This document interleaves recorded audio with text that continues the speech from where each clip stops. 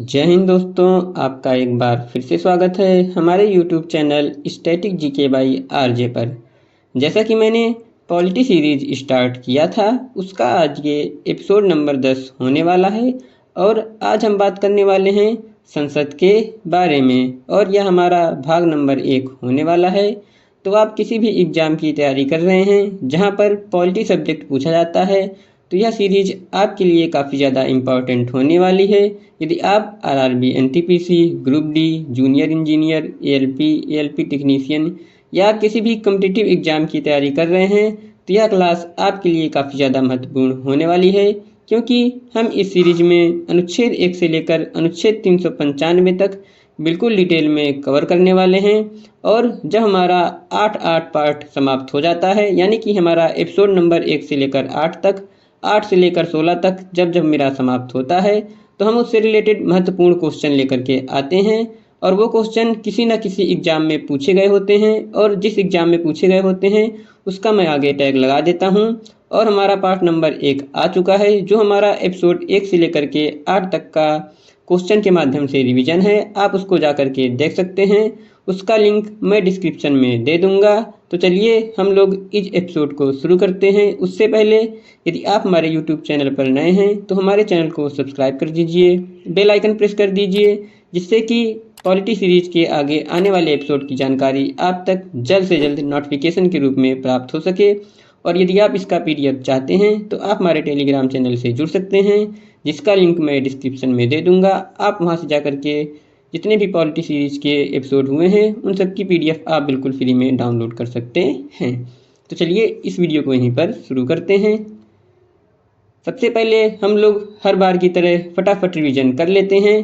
तो हमारा भाग 1 संघ और उसके राज्य क्षेत्र अनुच्छेद 1 से लेकर 4 तक है। और हमारा अनुच्छेद 1 इंडिया या भारत राज्यों का संघ है। अनुच्छेद 2 भारत के संघ में नए राज्यों का प्रवेश और स्थापना। अनुच्छेद 3 भारत की सीमा के अंतर्गत नए राज्यों का निर्माण और वर्तमान राज्यों के क्षेत्र सीमाओं या नामों में परिवर्तन। अनुच्छेद 4 अनुच्छेद 2 और 3 में किए गए संशोधन साधारण बहुमत के माध्यम से किए जाते हैं। इनके लिए अनुच्छेद 3 समर्थन के तहत संविधान संशोधन की आवश्यकता नहीं होती है। तो यह हमारा भाग 1 संघ और उसके राज्य क्षेत्र के अंतर्गत अनुच्छेद 1 से 4 तक आते हैं। अब हमारा भाग 2 नागरिकता, यह अनुच्छेद 5 से लेकर अनुच्छेद 11 तक आता है। और हमारा अनुच्छेद 5 है 26 जनवरी 1950 को भारत के नागरिक कौन थे। अनुच्छेद 6 पाकिस्तान से भारत आने वाले लोगों के बारे में प्रावधान। अनुच्छेद 7 भारत से पाकिस्तान जाने वाले लोगों के बारे में प्रावधान। अनुच्छेद 8 भारत के बाहर रहने वाले भारतीय उद्भव के कुछ व्यक्तियों के नागरिकता के अधिकार। अनुच्छेद 9 यदि किसी व्यक्ति या नागरिक ने भारत की नागरिकता छोड़ किसी अन्य देश की नागरिकता स्वेच्छा से ग्रहण कर ली है तो उसकी नागरिकता भारत की स्वतः समाप्त हो जाएगी। अनुच्छेद 10 नागरिकता के अधिकारों को संसद के संविधान संशोधन करने तक बना रहना, अर्थात अनुच्छेद 5, 6, 7, 8 और 9 में दिए गए सभी प्रावधान संसद की अनुमति तक बने रहेंगे। अनुच्छेद 11 नागरिकता के संबंध में विधि बनाने का अधिकार सिर्फ भारत के संसद को प्राप्त है, अतः राज्य सरकार या विधानमंडल नागरिकता के संबंध में विधि बनाने का अधिकार नहीं रखता है। अब हमारा भाग 3 शुरू होता है मौलिक अधिकार, जो कि हमारा अनुच्छेद 12 से 35 तक है। और हमारा अनुच्छेद 12 है राज्य की परिभाषा। अनुच्छेद 13 इसके अंतर्गत राज्य किसी ऐसे कानून का निर्माण नहीं करेगा जो मौलिक अधिकारों के विरुद्ध हो। अनुच्छेद 14 इस अनुच्छेद में 2 प्रावधान है। पहला विधि के समक्ष समानता, यह ब्रिटेन के संविधान से लिया गया है। दूसरा है विधियों का समान संरक्षण, जो कि अमेरिका के संविधान से लिया गया है। अनुच्छेद 15 राज्य किसी नागरिक के साथ जाति, धर्म, लिंग, जन्म स्थान, मूल वंश 5 प्रकार के आधार पर कोई भेदभाव नहीं करेगा। अनुच्छेद 16 लोक नियोजन में समानता। अनुच्छेद 17 अस्पृश्यता का अंत। अनुच्छेद 18 उपाधियों का अंत। अनुच्छेद 19 स्वतंत्रता का अधिकार। अनुच्छेद 20 अपराधों के लिए दोष सिद्धि के संबंध में संरक्षण। अनुच्छेद 21 प्राण एवं दैहिक स्वतंत्रता। अनुच्छेद 21 का शिक्षा का अधिकार। अनुच्छेद 22 कुछ दशाओं में गिरफ्तारी और निरोध से संरक्षण। अनुच्छेद 23 मानव दुर्व्यापार और बलात्श्रम के विरुद्ध अधिकार। अनुच्छेद 24 कारखानों आदि में बालकों के नियोजन पर प्रतिबंध। अनुच्छेद 25 धर्म के अंतःकरण मानने, आचरण करने, प्रचार करने का अधिकार। अनुच्छेद 26 धार्मिक कार्यों के प्रबंधन का अधिकार। अनुच्छेद 27 धार्मिक कर टैक्स न देने की स्वतंत्रता, यानी धार्मिक कार्य का धन टैक्स फ्री होगा। अनुच्छेद 28 सरकारी खर्च से चलने वाले संस्थान में धार्मिक शिक्षा नहीं दी जाएगी। अनुच्छेद 29 अल्पसंख्यकों के हितों की रक्षा। अनुच्छेद 30 अल्पसंख्यक अपने संस्थान खोल सकते हैं। अनुच्छेद 31 संपत्ति का अधिकार। अनुच्छेद 32 संवैधानिक उपचारों का अधिकार। अनुच्छेद 33 संसद को सैन्य बल, लोक व्यवस्था बनाने वाले, अधिसूचना, रॉ, आईबी से जुड़े लोगों के मौलिक अधिकारों को प्रतिबंधित करने का अधिकार है। इसका कारण है अनुशासन बनाए रखना। अनुच्छेद 34 जिस जगह सैन्य कानून, मार्शल लॉ लागू होगा उस क्षेत्र के लोगों के मौलिक अधिकारों पर प्रतिबंध लगाया जा सकता है। अनुच्छेद 35 मौलिक अधिकारों में संशोधन करने की शक्ति सिर्फ भारत की संसद के पास है, राज्य विधानमंडल के पास नहीं है। हमारा यहाँ से अब भाग 4 शुरू होता है, राज्य के नीति निर्देशक तत्व, जिसे हम लोग संक्षेप में डीपीएसपी के नाम से भी जानते हैं। और यह हमारा अनुच्छेद 36 से लेकर 51 तक है। अनुच्छेद 36 इस अनुच्छेद में राज्य की परिभाषा दी गई है। यह परिभाषा अनुच्छेद 12 की तरह है। अनुच्छेद 37 नीति निर्देशक तत्व न्यायालय द्वारा प्रवर्तनीय है, अतः इनकी प्राप्ति के लिए न्यायालय जाने का अधिकार नहीं है। अनुच्छेद 38 राज्य लोक कल्याण की अभिवृद्धि के लिए सामाजिक व्यवस्था बनाएगा। अनुच्छेद 39 स्त्री और पुरुष को समान कार्य के लिए समान वेतन। अनुच्छेद 39 का समान न्याय और निःशुल्क विधि सहायता। अनुच्छेद 40 इसके तहत ग्राम पंचायतों का गठन किया गया, परंतु संवैधानिक दर्जा 73वें और 74वें संविधान संशोधन के माध्यम से 1992 में दिया गया। अनुच्छेद 41 कुछ दशाओं में काम, शिक्षा और लोक सहायता पाने का अधिकार। अनुच्छेद 42 राज्य काम की न्याय संगत और मानवोचित दशाओं तथा प्रसूति सहायता का उपबंध करेगा। अनुच्छेद 43 राज्य कर्मकारों के निर्वाह के लिए मजदूरी, जीवन स्तर एवं अवकाश की व्यवस्था करेगा और कुटीर उद्योगों को प्रोत्साहित करेगा। अनुच्छेद 43A राज्य उद्योगों में लगे उपक्रमों, संगठनों के प्रबंधन में कर्मकारों का भाग लेना सुनिश्चित करेगा। अनुच्छेद 43B राज्य सहकारी समितियों के स्वैच्छिक गठन के बारे में प्रावधान करता है। अनुच्छेद 44 नागरिकों के लिए एक समान सिविल संहिता लागू करने का राज्य प्रयास करेगा। अनुच्छेद 45 राज्य 0 से 14 वर्ष के बच्चों को प्रारंभिक बाल्यावस्था की देखभाल करेगा और शिक्षा की व्यवस्था करेगा। अनुच्छेद 46 राज्य अनुसूचित जातियों, अनुसूचित जनजातियों और दुर्बल वर्ग के लोगों के लिए शिक्षा और धन के संबंधी हितों की रक्षा करेगा। अनुच्छेद 47 राज्य लोगों के पोषाहार, जीवन स्तर और लोक स्वास्थ्य को सुधारने का कर्तव्य करेगा। मादक पदार्थों, नशीले पदार्थों के सेवन पर प्रतिषेध करेगा। औषधियों में मादक पदार्थ के प्रयोग पर रोक नहीं है। अनुच्छेद 48 कृषि और पशुपालन का संगठन राज्य कृषि पशुपालन में आधुनिक वैज्ञानिक प्रणाली का प्रयोग करेगा। गाय, बछड़ा, दुधारू पशुओं की नस्लों का परीक्षण करेगा। गौवध को प्रतिषेध करेगा। अनुच्छेद 48 राज्य पर्यावरण संरक्षण व संवर्धन तथा वन व वन्य जीवों की रक्षा करने का प्रयास करेगा। अनुच्छेद 49 राज्य राष्ट्रीय महत्व के स्मारकों, स्थानों, वस्तुओं का संरक्षण करेगा। अनुच्छेद 50 राज्य लोक सेवाओं में कार्यपालिका से न्यायपालिका का पृथक करने के लिए कदम उठाएगा। अनुच्छेद 51 हमारा अनुच्छेद 51 भाग 4A मूल कर्तव्य है, जो 42वें संविधान संशोधन 1976 के माध्यम से भारत के संविधान में सरदार स्वर्ण सिंह समिति पर 10 मौलिक कर्तव्य जोड़े गए। 11वां मौलिक कर्तव्य 86वें संविधान संशोधन के माध्यम से वर्ष 2002 में जोड़ा गया। विश्व में जापान और भारत लोकतांत्रिक देश है, जहां मौलिक कर्तव्यों का प्रावधान मिलता है, और यह सोवियत संघ वर्तमान रूस देश से लिया गया है। अब हमारा भाग 5 संघ चालू होता है, जो हमारा अनुच्छेद 52 से 151 के अंतर्गत आता है, और हमारा अनुच्छेद 52 से 62 तक है भारत का राष्ट्रपति। अनुच्छेद 52 भारत का एक राष्ट्रपति होगा। अनुच्छेद 53 कार्यपालिका की शक्ति राष्ट्रपति में निहित होगी और उसका प्रयोग वह इस संविधान के अनुसार प्रत्यक्षता या अपने अधीनस्थ अधिकारियों के माध्यम से करेगा। अनुच्छेद 54 राष्ट्रपति का निर्वाचन मंडल। अनुच्छेद 55 राष्ट्रपति के निर्वाचन की नीति। अनुच्छेद 56 राष्ट्रपति का कार्यकाल। अनुच्छेद 57 राष्ट्रपति का पुनर्निर्वाचन। अनुच्छेद 58 राष्ट्रपति की योग्यताएं। अनुच्छेद 59 राष्ट्रपति के पद की शर्तें। दोस्तों, यदि आप इसको डिटेल में देखना चाहते हैं तो आपको हमारे सारे एपिसोड देखने पड़ेंगे, जिसकी मैंने प्लेलिस्ट बना दिया है, और यह हमारे आपको डिस्क्रिप्शन में मिल जाएगा। तो आप हमारे वीडियो के डिस्क्रिप्शन में जा करके ये सारे एपिसोड को बिल्कुल डिटेल में देख सकते हैं। अनुच्छेद 60 राष्ट्रपति का शपथ। अनुच्छेद 61 महाभियोग की प्रक्रिया। अनुच्छेद 61 महाभियोग की प्रक्रिया। अनुच्छेद 62 राष्ट्रपति का पद रिक्त होना। अनुच्छेद 63 भारत का एक रूप राष्ट्रपति होगा। अब हमारा अनुच्छेद 63 से चालू होता है भारत का उपराष्ट्रपति, और यह हमारा अनुच्छेद 73 तक है। अनुच्छेद 64 उपराष्ट्रपति राज्यसभा का पदेन सभापति होगा। अनुच्छेद 65 जब किसी कारणवश राष्ट्रपति का पद खाली होगा तो उपराष्ट्रपति कार्यवाहक राष्ट्रपति होगा। अनुच्छेद 66 उपराष्ट्रपति का निर्वाचन मंडल। अनुच्छेद 67 उपराष्ट्रपति का कार्यकाल। अनुच्छेद 68 उपराष्ट्रपति का चुनाव। अनुच्छेद 69 उपराष्ट्रपति का शपथ। अनुच्छेद 70 राष्ट्रपति का पद खाली होने पर संसद नियम बनाएगा।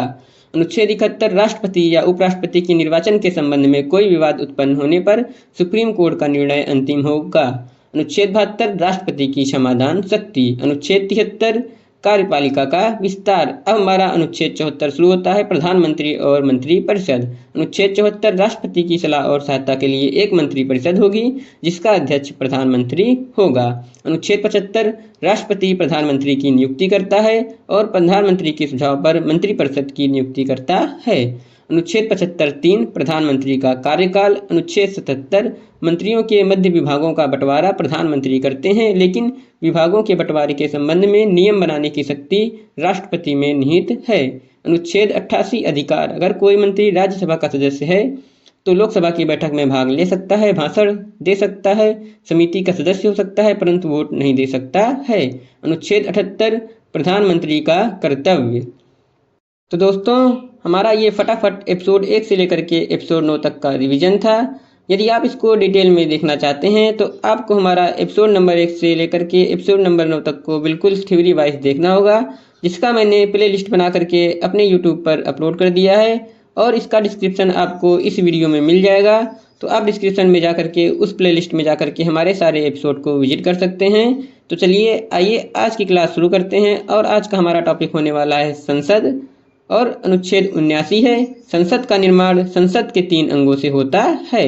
तो आइए जान लेते हैं वो संसद के 3 अंग कौन से हैं। पहला है हमारा राष्ट्रपति, जिसकी चर्चा हम लोगों ने पहले से ही कर लिया है। दूसरा है लोकसभा और तीसरा है राज्यसभा। इनके बारे में आज हम जानने वाले हैं। नोट के रूप में आप एक पॉइंट नोट कर लीजिए, संसद के 2 सदन होते हैं, अतः भारतीय विधायिका द्विसदनीय है। लोकसभा को निम्न सदन, जनता का सदन, आम सदन, लोकप्रिय सदन, अस्थायी सदन, युवा सदन आदि के नाम से जानते हैं। वहीं राज्यसभा को उच्च सदन, राज्यों का सदन इत्यादि नामों से जाना जाता है। दोस्तों, यदि आप नोट्स बना रहे हैं तो यह टॉपिक काफ़ी ज़्यादा इम्पॉर्टेंट है, तो आप इसको नोट कर लीजिए। नहीं तो आप हमारी PDF टेलीग्राम चैनल से जाकर के डाउनलोड कर सकते हैं, जिसका लिंक मैंने डिस्क्रिप्शन में दे दिया है। भारत में संसदीय प्रकार की व्यवस्था ब्रिटेन से ली गई है, यानी कि जो हमारे भारत में संसद की व्यवस्था है वो ब्रिटेन के संविधान से लिया गया है। अगस्त 1954 में राज्यसभा और लोकसभा के हिंदी नाम रखे गए थे। उससे पहले हमारे लोकसभा और राज्यसभा के इंग्लिश में नाम थे, जो इस प्रकार थे। लोकसभा को हाउस ऑफ द पीपल कहते थे और वहीं राज्यसभा को काउंसिल ऑफ द स्टेट के नाम से जानते थे। 23 अगस्त 1954 का इनको हिंदी नाम प्रदान किया गया, यानी कि हमारा राज्यसभा और लोकसभा के नाम से 23 अगस्त 1954 के बाद से इसको जाना गया है। अनुच्छेद 80 राज्यसभा को राज्यों का सदन, उच्च सदन, स्थायी सदन, बुजुर्ग सदन, निरंतर चलने वाला सदन के नाम से जानते हैं, यानी कि हमारे अनुच्छेद 80 में राज्यसभा के बारे में बात किया गया है। राज्यसभा की सीटों की संख्या 250 है, जिसमें 238 राज्यों से और 12 राष्ट्रपति द्वारा मनोनीत किए जाते हैं। वर्तमान में राज्यसभा की सीटों की संख्या के बारे में बात किया जाए तो यह हमारी 245 है, जिसमें 233 राज्यों से और 12 राष्ट्रपति द्वारा मनोनीत किए गए हैं, जो कि विज्ञान, कला, साहित्य, समाज सेवा आदि क्षेत्रों में अनुभव रखते हैं। यानी कि जो हमारे दोस्तों 12 राष्ट्रपति मनोनीत करते हैं व्यक्ति को, वो हमारे विज्ञान, कला, साहित्य, समाज सेवा आदि क्षेत्रों में एक्सपीरियंस यानी कि अनुभव रखते हैं। आइए अब जान लेते हैं राज्यसभा के सदस्यों की योग्यताएं। वह भारत का नागरिक हो और 30 वर्ष की न्यूनतम आयु पूरी कर चुका हो। तो यह हमारा राज्यसभा के सदस्यों की योग्यताएं थीं। आइए अब बात कर लेते हैं राज्यसभा के सदस्यों का निर्वाचन। राज्यसभा का निर्वाचन राज्य विधानसभा के सदस्य करते हैं। यह चुनाव एकल संक्रमणी मत पद्धति से अनुमानित प्रतिनिधित्व प्रणाली पर अप्रत्यक्ष तरीके से होता है।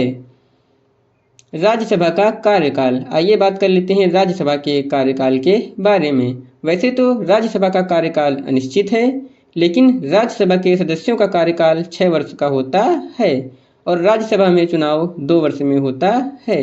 राज्यसभा में 1/3 यानी कि 1/3 सदस्य प्रत्येक 2 वर्ष पर निर्वाचित होते हैं और पुराने वाले बाहर कर दिए जाते हैं। यदि कोई व्यक्ति एक साथ 2 सदनों का सदस्य बन जाता है तो उसके राज्यसभा की सदस्यता चली जाती है। यानी कि यदि कोई व्यक्ति लोकसभा और राज्यसभा दोनों का सदस्य बन गया है तो राज्यसभा की सदस्यता उसकी चली जाती है। अनुच्छेद 81 लोकसभा को जनता का सदन, निम्न सदन, अस्थायी सदन, युवा सदन, प्रथम सदन, लोकप्रिय सदन, आम सदन इत्यादि नाम से जानते हैं। यानी कि हमारा अनुच्छेद 81 लोकसभा के बारे में है। लोकसभा की अधिकतम सीटों की संख्या 550 है, जिसमें 530 राज्यों से और 20 हमारे केंद्र शासित प्रदेशों से हैं। वहीं बात किया जाए वर्तमान में लोकसभा की सीटों की संख्या के बारे में तो यह हमारी 543 सीटें हैं, जिसमें 530 राज्यों से और 13 केंद्र शासित प्रदेशों से हैं। वहीं लोकसभा में भी पहले राष्ट्रपति के द्वारा 2 सदस्य मनोनीत किए जाते थे, लेकिन अब 104वें संविधान संशोधन 2019 के माध्यम से आंगल भारतीय सदस्यों को मनोनीत करने से रोक दिया गया है। आंगल भारतीय सदस्यों को अनुच्छेद 366(2) में परिभाषित किया गया है। आइए जान लेते हैं आंगल भारतीय सदस्य किसे कहते हैं। वे व्यक्ति जिनके माता भारत से और पिता यूरोप से हैं उन्हें आंगल भारतीय कहा जाता है। हमारा अनुच्छेद 83 है लोकसभा के सदस्यों का कार्यकाल। लोकसभा का कार्यकाल प्रथम बैठक से 5 वर्ष का होता है। राष्ट्रीय आपात के समय में एक बार में 1 वर्ष के लिए बढ़ाया जाता है। यदि हमारे देश में राष्ट्रीय आपातकाल की कोई भी घटना घटित होती है तो हमारे लोकसभा का कार्यकाल 1 वर्ष के लिए बढ़ा दिया जाता है और आपातकाल की समाप्ति के बाद 6 महीने के अंदर लोकसभा का बढ़ा हुआ कार्यकाल समाप्त हो जाएगा। राष्ट्रपति स्वयं विवेक से लोकसभा को भंग कर सकते हैं यदि सरकार का बहुमत नहीं है तो। अनुच्छेद 84 लोकसभा के निर्वाचन की योग्यताएं। यानी कि लोकसभा के निर्वाचन की कौन कौन सी योग्यताएं होती हैं वह हमारे अनुच्छेद 84 में परिभाषित किए गए हैं। वह भारत का नागरिक हो, वह 25 वर्ष की न्यूनतम आयु पूरी कर चुका हो, लाभ के पद पर न हो, 2 वर्ष से अधिक सजा न हुई हो और दहेज प्रथा तथा सती प्रथा मुकदमा न हो।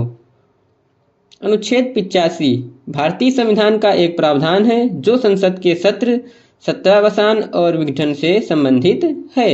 यह राष्ट्रपति को संसद के सत्रों को बुलाने, सत्रावसान करने और लोकसभा को भंग करने का अधिकार देता है। अनुच्छेद 85 में यह भी उल्लेख है कि संसद के 2 सत्रों के बीच 6 महीने से अधिक का अंतर नहीं होना चाहिए। अनुच्छेद 86 राष्ट्रपति संसद के किसी भी सदन या संयुक्त रूप से समवेश दोनों सदनों को संबोधित कर सकते हैं। ये हमारे अनुच्छेद 86 में कहा गया है। राष्ट्रपति संसद में लंबित किसी विधेयक या किसी अन्य विषय पर संबंधित सदन को संदेश भेज सकते हैं। जिस सदन को संदेश भेजा जाता है वह उस पर विचार करने के लिए बाध्य होता है।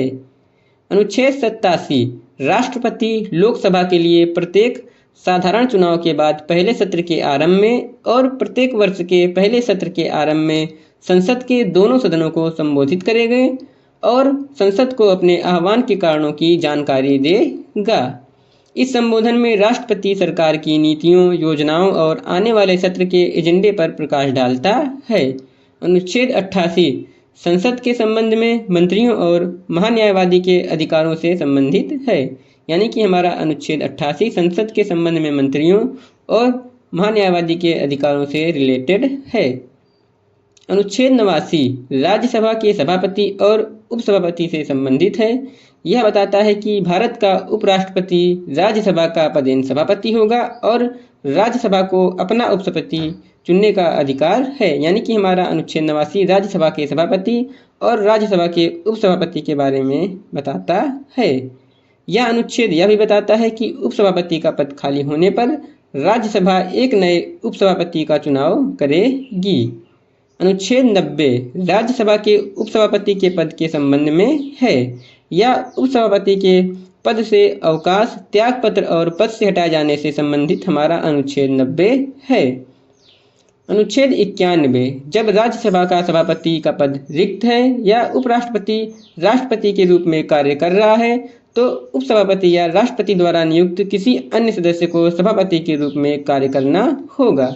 यदि सभापति अनुपस्थित है तो उपसभापति या राज्यसभा के प्रक्रिया के नियमों के अनुसार निर्धारित व्यक्ति या राज्यसभा द्वारा निर्धारित कोई अन्य व्यक्ति सभापति के रूप में कार्य करेगा।